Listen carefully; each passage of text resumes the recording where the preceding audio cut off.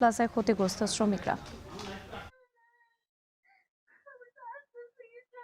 রাত্রি আপনি যেমনটি বলছিলেন ২০১৩ সালের আজকের এই দিনে ঠিক আমার পেছনের যে জায়গাটি দেখতে পাচ্ছেন এই জায়গাটিতেই কিন্তু ইতিহাসের সবচেয়ে বড় বাংলাদেশের ইতিহাসের একটি ভবন ধসের ঘটনা ঘটেছিল। সেখানে কিন্তু ১১৩৪ জন কিংবা সরকারি তথ্য অনুযায়ী ১১৩৪ জন এবং গার্মেন্টস শ্রমিক ফেডারেশনের যারা রয়েছে তারা বলছেন ১১৭৫ জনের মতো শ্রমিক নিহত হয়েছেন এবং সেই শ্রমিক যারা নিহত হয়েছেন এবং আহত হয়েছে ২,০০০-এর উপর শ্রমিক।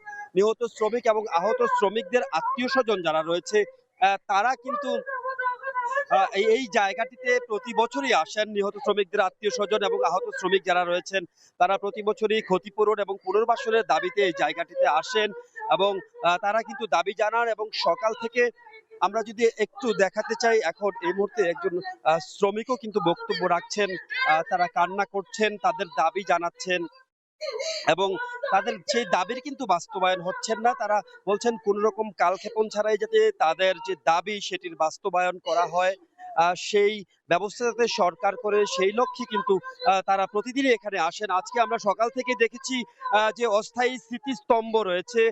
সেই স্মৃতিস্তম্ভটিতে কিন্তু আমরা দেখেছি বিভিন্ন শ্রমিক সংগঠন এবং স্থানীয় রাজনীতি ক্ষমতাসীন দলের নেতা কর্মী যারা তারাও কিন্তু সংহতি জানাতে এখানে ফুল দিয়ে শ্রদ্ধা নিবেদন করেছেন, নিহত শ্রমিকদের স্মরণ করেছেন এবং শুরুতে যেমনটি বলছিলাম যে নিহত শ্রমিকদের স্বজন এবং আহত শ্রমিক যারা তারা কিন্তু তাদের পুনর্বাসন এবং ক্ষতিপূরণের দাবিতে এখানে ১৩ বছর ধরে আসছেন। তবে আসার কথা হচ্ছে আজকে আমরা কিছুক্ষণ আগেই এখানে সরকারের পক্ষ থেকে একজন প্রতিনিধি এসেছিলেন। তিনি কিন্তু বলছিলেন যে রানা প্লাজা শ্রমিকদের যে দাবি, যে এখানকে পুনর্বাসন এবং বহুতল ভবন নির্মাণ করে এখানে কমার্শিয়াল প্লেস এবং আবাসিক স্থাপনা নির্মাণ করে যারা ক্ষতিগ্রস্ত শ্রমিক রয়েছে তাদেরকে পুনর্বাসনের ব্যবস্থা করার সেই দাবি কিন্তু বাস্তবায়ন হতে যাচ্ছে।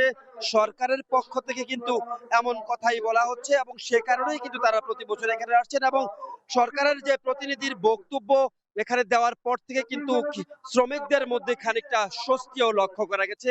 এখন শ্রমিকরা বলছেন কোন রকম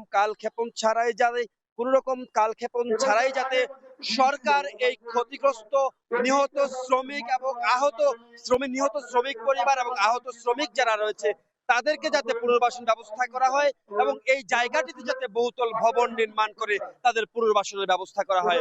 এই দাবি নিয়ে কিন্তু রানা প্লাজার সামনে প্রতি বছরই তারা আসছেন। এই ছিল রানা প্লাজার সামনে থেকে আমার কাছে বিস্তারিত। রানা প্লাজা